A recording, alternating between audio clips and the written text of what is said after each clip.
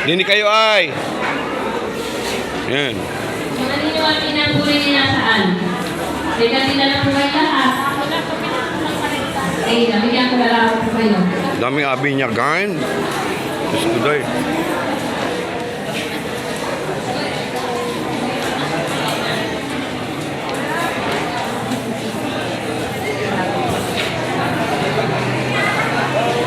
Ay, alin ang hawakan ko dyan? Pag ginawa po yung pangalan, kahit po kayo nandiyan sa labas, maparin lamang po at yung po, bata at saka yung mga magulang, mga ninong at ninang. Ala, di pa ako.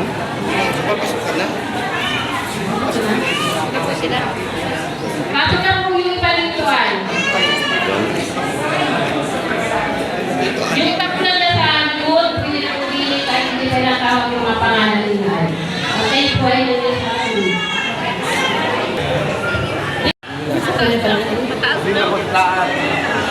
Taas na kayo, dali. Hindi po yung mga malalaki. Kagamat kandila. Wait lang, adala, bigyan ta kayo. Isang tindahan po yung wala pang kanila. Ilang inaanak mo? Ba't kayo nakakama sa akin?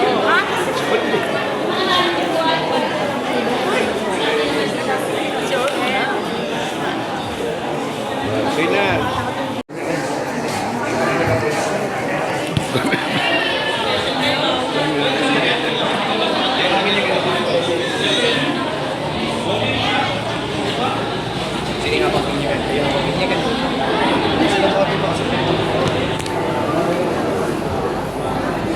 Ayoko, hindi magkapabinyag kaya ako'y mababa.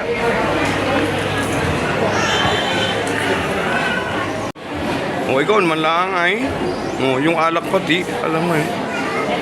Piyesta na. Okay na. Yung naman. Kaya kapabinyag lahat. Dala po kayo dala. Madami. Yung iba pong sikip dyan, dili po ay dili. Dala po. Jesus. Ayan. Kasi dala po kayo dala po. Doy. Ano kami, anak ka na rin? Napagsimulan. Kaya po, baba po. Hanap po kayo ng pesto po, isasagawa na. At mga ninang, nakahanda pa kayong tumulong sa mga magulang, nakakain ang inyong mga inaanak sa pananampalataya. Opo! Very good. Wala pang tagay. Hindi nang tinatawanan sa sambayan ng Kristiyano, pinag-aagalaw kong tanggapin ang inyong mga anak at inaanak sa pamagitan ng pagkukrus sa kanilang mga noo. Ngayon po, isasagawa po natin yung pagkukrus po sa mga bibinyagan. Ano po? Ang una-una po ako. Pagkatapos ko po, ay yung pong tatay. Pagkatapos ng tatay ay nanay. Pagkatapos ng nanay ay ninong at Nina. kailang gagamitin ha. Opo. Tapos sa mga bata sa nila, marunong na napakadiktik na ha. Baka mabulos ang pumpunan ha. Makatinan ha. At kasi ang lalaki, huwag lalawayan ha. Huwag lalawayan. Hindi naman nabalis ang mga bibinyagan na yan. Ano? No, ang unang-unang ginagawa, sabi niya, pinakulusan tanda na sila po ay iniligtas din ng Diyos. Tanda na sila ay mahal ng Diyos. At kita nagsasali noon. Sasali natin sa mga bibinyagan yung pagliligtas na ginawa ng Diyos. No? Kaya muna si Father, si Tatay, si Nanay, si Ninong at Nina. Ano po? Tahimik lang akong gagawin ha. Makakrus ako kung naman ang mga krus. Lalapitan ko yung mga bata na bibinyagan, yung mga bibinyagan. Alisin po sa mga sombrero doon sa bata. At kung naman nakalagay na nasa ulo, alisin po. Dapat malinis ang ulo. Wala po nakalagay ng kailangan. Ano? May sinalagyan pa ng lipstick kung ano, shopang o bola-bola. Ano, alisin po. Ano? Ating agad.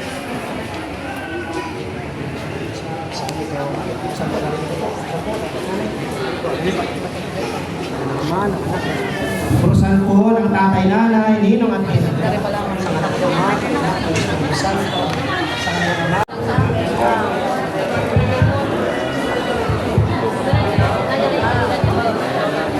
Pagkatapos ko po ay ako sa tatay, nanay, ninong at ina. Ba't ang dami ninyo? At nanay, ninong at ina. Dami ninyo.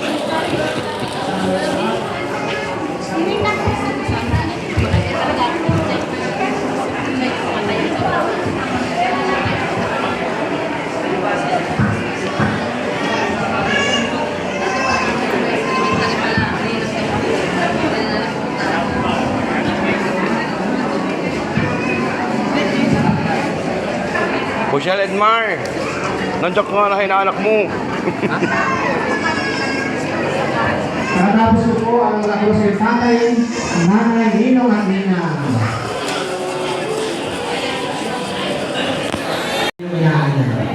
Sumayin niyo ang Panginoon. At sumayin niyo rin. Ang mabuting balita ng Panginoon ayon kay San Marcos, papuri sa iyo, Panginoon. Noong panahon iyon, may mga bata, may nagdala ng mga bata kay Jesus upang hilingin ipakot niya sa mga ito ang kanyang kamay. Ngunit pinabigaan sila ng mga lagad.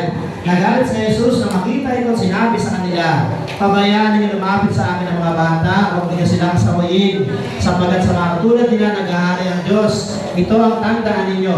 Ang sino mang hindi tumatanggap sa paghari ng Diyos tulad ng isang maliit na bata, ay hindi mapapabilang sa mga pinagarihan niya. At ginalong ni Jesus sa mga bata, ipinahamo ang kanyang mga kamay sa kanila at pinagpala sila. Mga minamahal, ang mabuting balita ng Panginoon. Puri ka namin, Panginoong Jesucristo. Apat na bagay po ang inyong huwag kalimutan tungkol po sa ating ginagawa ngayon. Una, sa pamagitan po ng binyag, ang lahat ay nagiging mga anak ng Diyos. Huwag po kalilimutan yun. Yun ang pinakamagandang ginawa sa atin ng Diyos na nangyari sa pamagitan ng sakramento ng binyag. Tayo'y inaako, inaari ng Diyos sa kanyang minamahal na anak. Kaya sana naman, kitang lahat ay magpadama ng pagmamahal din sa Diyos at sa kapwa. Pangalawa, sa pamagitan ng binyag nagiging, ang punto ay tayo po'y inaalisan na kasalanan. Ang tawag ay kasalanan original. Inaalis sa atin yun.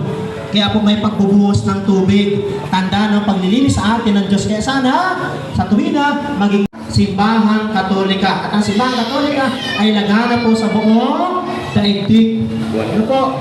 Dito kayo nagpabinyag, ay dito na rin kayo sana mamatay. Hindi man yung kung kailan tumanda na, mali pa. Ito, pag na lang kayo nagpabinyag. No? Kaya po binibinyagan, tanda ng loyalty mo sa simbahan katolika. Kaya po, sa tulong ng mga magulang, hindi naman tinang, sana po ay kita'y manatiling katoliko magpakailan pa man. Ika-apat, sa pamagitan ng binyag, dinudulutan po tayo ng Diyos ng kaligtasan. Sapat ang sino pang nabinyagan ay ligtas. Kaya po mahalaga na sa tuwina, isang buhay na natin ating pagiging mga Kristiyano at gawa sa pamagitan ng sakramento ng binyag, maalala natin, maninan, at ang buhay ng sambayanang banal. Sa bawat panalangin po, ang inyong itutugon, sasagot po kayong lahat, Panginoon, dinggin mo kami. Panginoon, dinggin mo kami.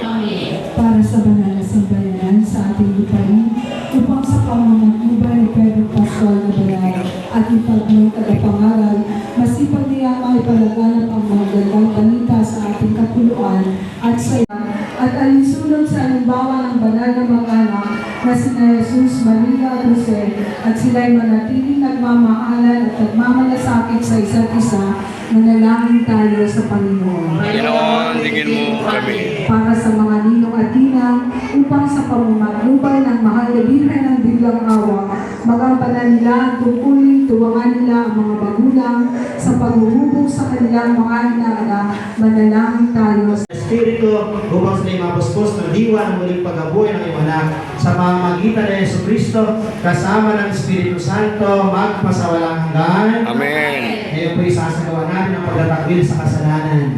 Mga minamahal na mga Opo, tinatakwil na po. inatakwil ba ninyo ang kanyang mga pangakit? Opo, tinatakwil po namin. Kaya naman po ipahayag ninyo ang ating pananampalataya. Mga magulang, ninong at ninang, sumasampalataya kayo sa Diyos Ama makapangyarihan sa lahat na may gawa ng langit at lupa.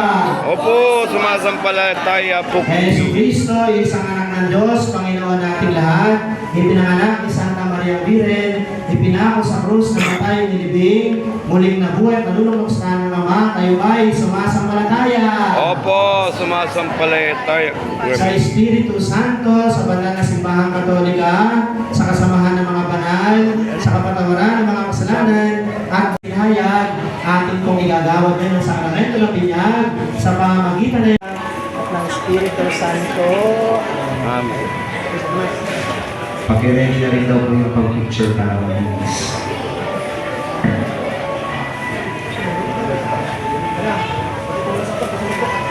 Silikon. Kaya dapat itatabi yan ng mga ninong at mga ninang. Ngayon po kasi wala nang sasulian kasi lagi ang burnout. Ay walang may sa ulit kasi sinigyan na. No? At ngayon din, ang formal na tawagan, kumpare at kumare. Tawagan ng kumare, wala namang inaanak kay kumare niya. Kumpare. Na iyo po, sana ay laging alagaan. At ang ipapasok, yung inyong gampanin bilang mga ninong at mga ninang. Ang unang gampanin, maging pangalawang magulang. Na inaakay ang inyong mga inang sa pananampalatayang Kristiyano. At yan ang ipapasok, yung gampanin po ninyo nga mga ninong at mga ninang. Ano? Hindi naman basta magpapasko, ano? Kundi tulungan talaga po ang mga bata na lumaki, nagmamahal sa Diyos at sa kapwa. Ano? Sekundari lamang po yung papasko o pakimkim. At kung mas may mga bata, yung mga lalaki nyo, huwag ninyo pong pagtaguan. Magsabi kung wala. Ano? Hindi yung tago ng tago. Huwag magtago. Ano? Sabi talaga sa mga naman Hindi mo kumapalo sa bahay sa ano, maalis. Masko, after ng mga matandaan na yung bata, dalaga sila hindi na, ano? Ano? Kumapunta palis ako. Ano? Ano? Kaya nga narito tayo pinili lahat, at siyempre narito na ganda sa simbolismo ng kandilang yan, ano? So sana po, gagawa na natin ito. Ang damit pambinyag ay tanda ng muling pagsilang kay Kristo at ang dakilang karangalan ng mga anak na hanggang matamo nila ang buhay na walang hanggan. Tayo naman magbigay ng ating Jesus na ating ilaw sa diwa nating isipan si Yesu Kristo ay nabuhay sa ating kaligtasan. Ang ilaw na ito ay tanda ng limayan ni Kristo na tinanggap ng mga bagong binyag. Sa tulong ng mga magulang, mga ninong at mga ninang, naway mag-alap ito sa ng puso't diwa hanggang sa magbabalik ng Isang ating Panginoon. Naging anak tayo, mapasabi ang kaharian mo, sundin ang loob mo dito sa lupa para lang sa langit. Bigyan mo po kami ngayon ng aming kakanin sa araw-araw at patawarin mo kami sa aming mga sala para lang pagpapatawad namin sa nagkakasala sa amin. At huwag mo kami ipaintulot sa tukso at iadya mo kami sa lahat ng masama. Amen.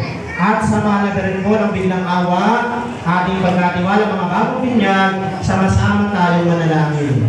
Aba, Ginoong Maria, napupuno ka ng grasya. Ang Panginoong Diyos ay sumasa iyo. Unang komunyon, dapat lubusin ang ating pinasimulan ngayon. Ihanda niyo po silang lahat pagsapang araw na pagtanggap sa mga sakramentong banal at maraming salamat po sa inyong lahat. Sumayin niyo ang Panginoon. At sumayin niyo rin. At kayo pong lahat, naway laging basbasan at pagpalain ng ating mapagmahal na Diyos. Ama, Anak, at ng Espiritu Santo. Amen. Pwede na pong patayin sa pinakatila. Umuwi po sa bahay at kumain ng handa. Oh. Salamat po sa inyo lahat. Pwede na po mag-picture din ay. Salamat po.